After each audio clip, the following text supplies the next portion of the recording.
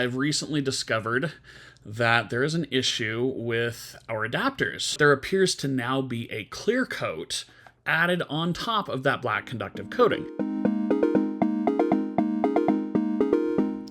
Hey, this is Richard Bateman, KD7BBC, making one of my rare video appearances, so to speak, and one of the even more rare ones where I'm doing it voluntarily without getting dragged onto a podcast.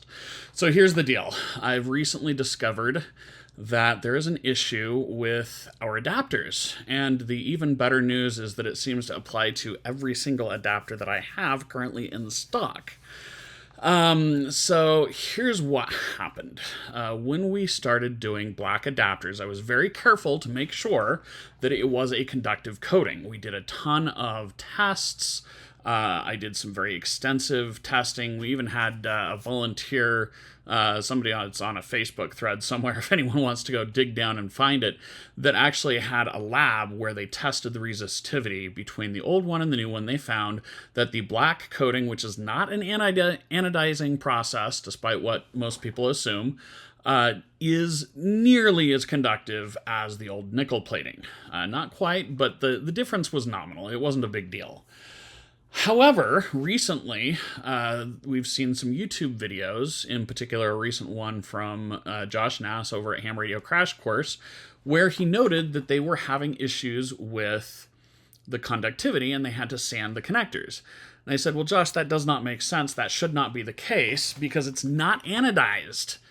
It's conductive. I think what happened is I complained to the manufacturer at some point that some of the black coating was rubbing off too easily. And I said, is there anything that can be done to improve this? But it cannot affect the conductivity. Conductivity is the most important. If there's a way to improve it, that'd be great, but it has to still be conductive. They didn't tell me that they made any changes.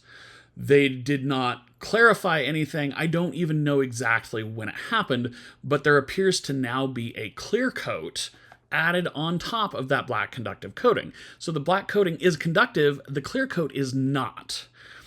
And so what that does is, since it's such a thin coating that's not conductive and everything under it is, it often is not actually a problem. In fact, anything that's threaded, by the time you've threaded it on or off, a few times, it's cut through that and it's conductive again. And especially like on the edges of things, it tends to be conductive. But it is enough in some cases where it's a problem, and it is certainly not as conductive as it's supposed to be. And I am embarrassed to say that I did not know about that until just in this last few weeks, as I've been trying to figure out the exact details of how bad it was. And I've gone through my storage unit, and as far as I can tell, every single connector that I have has this issue. Now, this doesn't really cause any problems for people who are only using the signal stick, because the signal stick only uses the center conductor. So the fact that the shield isn't conductive, not really that big of a deal. However, if you are using an adapter, especially like a BNC adapter, and you're using it with a third-party antenna, many of those may use the shield. And so if you don't do a little bit with some sandpaper or something, it may not be working very well, and that may be an actual real problem. So I'm going to do some videos. Maybe we'll attach it to this one. I haven't decided exactly how, but there will be videos shortly available showing for each different type of adapter how to make it conductive enough, just with some sandpaper or metal file or something, that it won't be a problem. It is particularly going to be important for anyone using the signal strand adapters, because depending on how you assembled that may or may not actually be helping you very much. Or on the PL259 or SA239 adapters, those are going to be particularly important. I will also be offering a kind of a soft recall. I'll shoot out an email, let people know what's going on. I want to be very transparent about this. And if you feel like what you received is not what you ordered, I will be willing to replace those adapters. However, right now, I don't have anything to replace it with. Fortunately, I have an order that was already in process that they will be able to make sure that the new adapters are good, but it doesn't have all of the types in them, and it's just going to take me time, even though the manufacturer has admitted fault and they're willing to replace the adapters.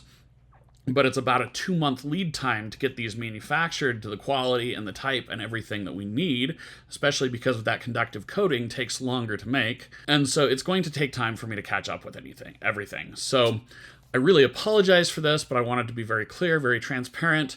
We will stand behind all of what we have. I will certainly appreciate if you're willing to just make the changes, but if you don't feel comfortable with that, if you feel like we have been dishonest in any way, please let us make it right. We will take care of it.